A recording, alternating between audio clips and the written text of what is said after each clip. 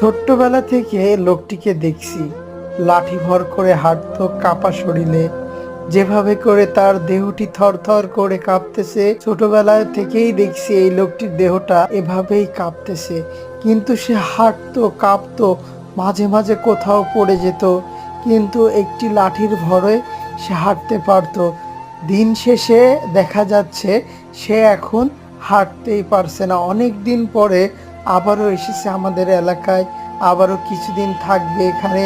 কিন্তু আমি আপনাদের কাছে আজকে যে ভিডিওটা করার উদ্দেশ্য সেটি হচ্ছে, যদি কোনো বৃত্তমান মানুষ এ ভিডিওটি দেখে থাকেন, তাহলে এই নূর ইসলাম চাচাকে একটি হুইল চেয়ার বা একটি ঠেলাগাড়ি চাইলেই আপনাদের সামর্থ্য অনুযায়ী লোকটিকে কিনে দিতে পারে। কারণ আসলেই উনি অক্ষম।